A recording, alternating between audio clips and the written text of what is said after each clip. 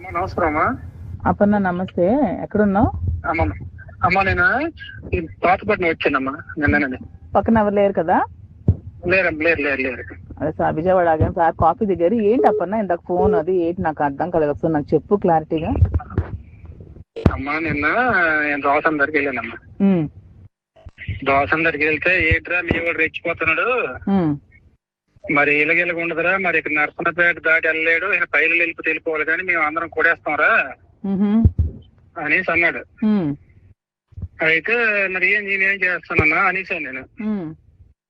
అనేసిన తర్వాత అక్కడ ఓ MPP Polaki MPP ఆయన ముద్దాడ బైరగి నాయుడు, ఆరంగి మురళి ఏదైనా ఇడము అని చెప్తున్నారు.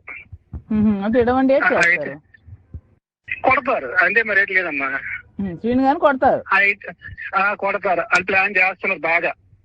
మొన్న గతసారి ఒకలాగా ఉండేది, ఇప్పుడు ఒకలాగా ఉంది.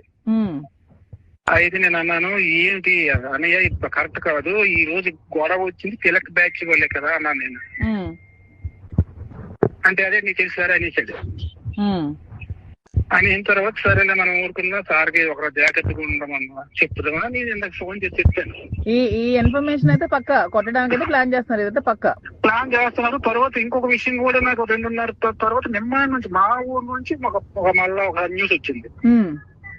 ఎలాగైనా శ్రీనికి నిమ్మాడి జంక్షన్ లో కొట్టడానికి ప్లాన్ చేస్తున్నారు. ఓకే.